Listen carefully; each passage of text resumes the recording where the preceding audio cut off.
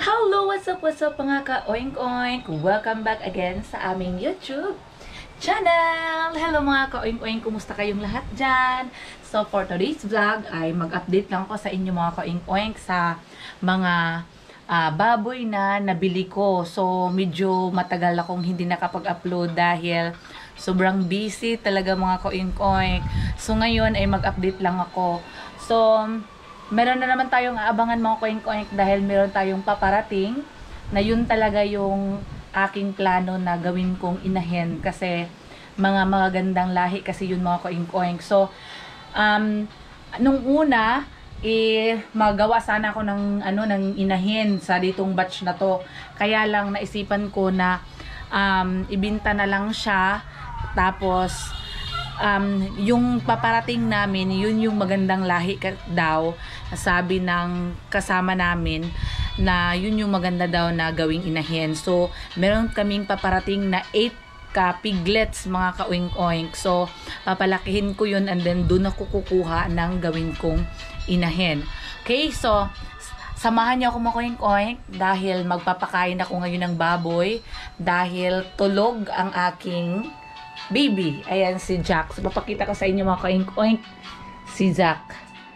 Ayan, tulog siya. So, ayan si Jack. Jack nyo mga ka-oink-oink.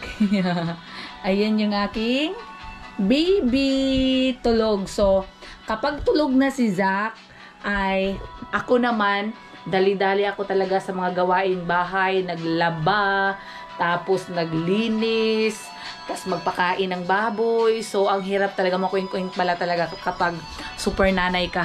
Ayan. Kasi lahat talaga mga ka-oink-oink, hay, kakapagod pero masaya. Okay, so, halika kayo mga ka-oink-oink, samahan nyo ako. Dahil papakita ko sa inyo, no, magpapakain ako ng baboy kay si Zack tulog. Ayan. Halika kayo, samahan nyo ako. Samahan nyo ako. So, dito tayo. Ayan. Okay, so yung mga iba kung mga ka-oink-oink, kung nakalala nyo yun dito, kayo, pasok tayo dito. Tadadan! So dito ay ubos na, nabinta ko na mga ka-oink-oink. And then dito din, ubos na, nabinta ko na rin. Ito din dito, ubos na, nabinta ko na rin. Pero wag kayong mag-alala dahil mapapalitan yan, mapapalitan yun. So meron na naman tayong ilagay dito. Ayan. So, kita nyo mga ka-oink-oink ko, nakanit na siya. Kasi may mga manok. Baka papasok ang mga manok dyan. Okay? So, pasok tayo dito.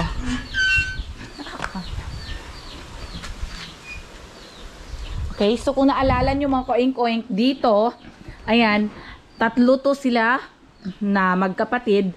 Nabinta ko na rin yung dalawa. So, isa na lang yung natira. Ayan ah. So, ito mga ka-oink-oink ko, nahihirapan pa akong mag-decide ngayon kung alin ba talaga yung, kasi maganda din ito mga ka-oink-oink na gawing inahin. Kaya tingnan nyo mga ka-oink-oink ko, namaga na yung ari niya. Ayun, kita nyo? Ayan o, diba? Namaga na yung ari niya. Hello! Hello, anak! Ayan, kita nyo. Medyo ano lang siya mga ka-oink-oink, mailag. So, tadadan! Ito na din yung dalawa. Yeah. Okay. Ayan. So, hinay-hinay lang talaga kung ka-oink-oink kaya baka mabinat ako. So, buti na lang talaga na mga ka-oink-oink, normal delivery ako kasi kung hindi, my God. So, hanggang ngayon siguro hindi pa ako talaga okay kasi hindi makakabuhat ng mabigat. Ayan. Pakainin natin yan. Okay.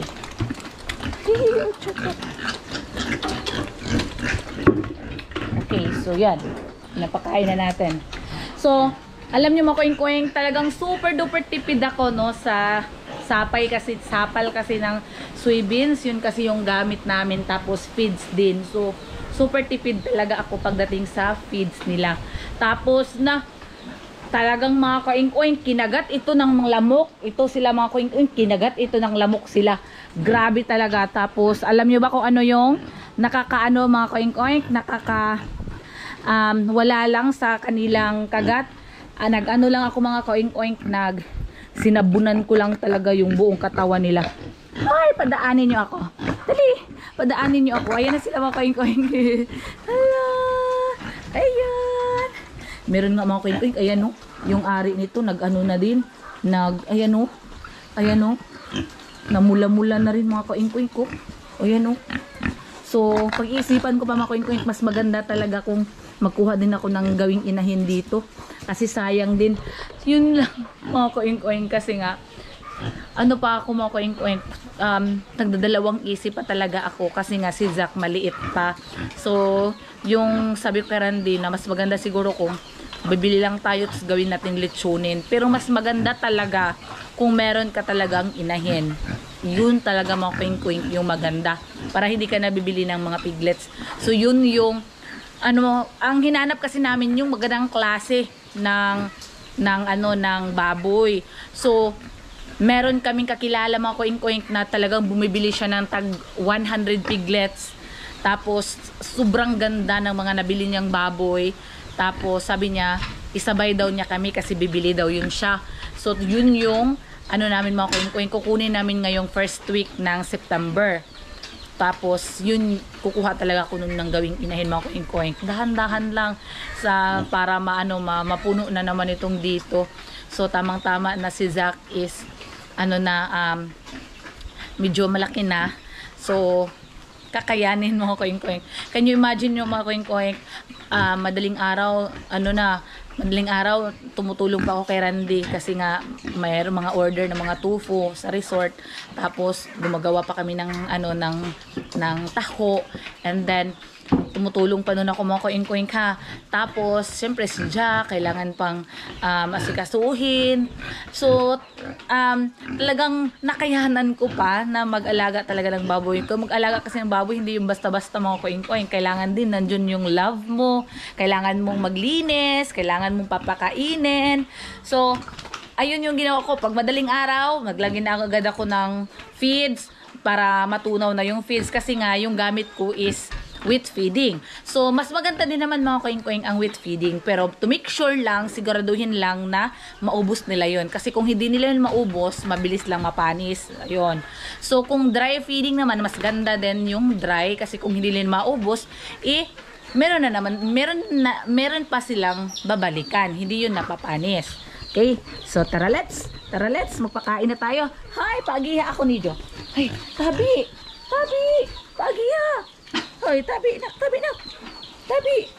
Yay! Alam mo ka-oink-oink, minsan lang kasi ako nakakapasok dito. Kasi nga, anuhan ako sa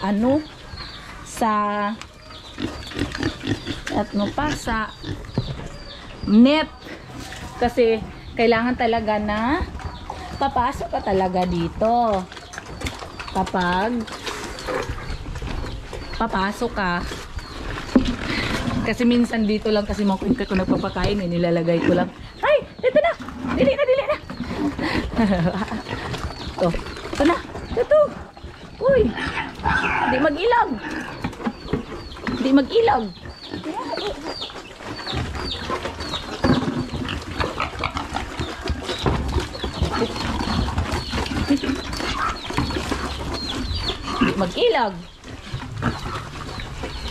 Ayun!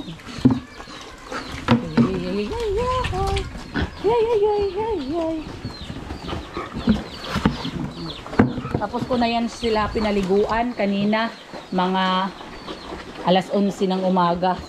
Yes, ayan na sila ka-oink-oink ko. Tapos kaya sila kinagat mga ka-oink-oink. Daming kagat dito. Grabe talaga, pulang-pula talaga yan. Daming kagat. Kaya yung dito, ayan, kita nyo, malinis na siya ngayon. Talagang pinapalinisan ko yan kay sobrang daming mga, kung hindi yun lamok, yung mga maliliit na makakati, yun yung pumapasok. Kasi pumapasok man kasi yan dito mga ka-oink-oink. Ayan no, tagnok tawag sa Bisaya. Hindi ko lang alam kung nuk-nuk yata sa Tagalog yun. Pero sa amin, tagnok. Ayan. So, nakakapasok sila dito. Kaya nakakagat sila. Ayan. So, ngayon, kita nyo mga ka-oink-oink, mga flawless na. Sabon lang, panglaba. Ano nyo dito? Lagay nyo dyan sa paliguan nyo muna. Tapos, pagkatapos ng paliguan, ay sabunan nyo agad tapos wag nyo nang banlawan. Yun lang yung sikreto ko para mas ano lang, mabilis lang mag-heal yung kanilang mga kagat. Kita nyo mga kaing-kaing, ayan o, kabilis. Ayan o, ay, kasadura ng uyag. Ay, kasadura ng uyag ini. Ayan o. Then, kita nyo mga kaing-kaing. Ay, ayan eh. Ali. Ayan. Ay, huy, hayat anay. So, ayun mga kaing-kaing. So, hanggang ngayon mga kaing-kaing, hindi pa din talaga ako mas kampante ngayon kay syempre baka kasi yung ESF is nandyan pa, so kaya nagdadalawang isip din ako mga kaing-kaing kung magparami pa muna o hindi, basta dahan-dahan lang muna. Kay nagdadalawang isip ako mga kaing, kasi kilala nyo naman yun si Carnoso, di ba, na ESF yun siya, and then bumalik, and then na ESF na naman siya ulit. Kaya natatakot pa ako. My God, ang daming nawala sa kanya mga kaing-kaing. Million din yung nawala sa kanya sa pangalawang ngayon niya na na-ESF siya. So hindi kaya biro mga kaing-kaing yung malaki yung nawala sa'yo. So imaginin mo yun, million. Grabe. Naalala ko yung sa akin. Sus, Diyos ko, super sakit talaga. Panghirap mag-move on. Pero ganon talaga. Iniisip ko na may purpose kung bakit na ESF kami. Kasi kung hindi kami na ESF, hindi namin maisipan na mag-baby kami. So iniisip ko, grabe talaga si Lord, no? Ang dami, niya, grabe yung mga plan niya na ganito, iwala ko muna sa inyo for the meantime yung mga baboy ninyo para maisipan yung mag-baby kayo. Kaya ayun, nandyan na nga si Chuck mga kaing-kaing.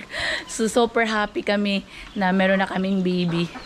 Ayun. So abangan nyo mga kaing-kaing, mabablog ako ulit kapag nakuha na namin yung 8 na piglets na paparating. So para makita ninyo kung anong klaseng mga baboy yun. So hanggang dito na lang muna yung vlog ko.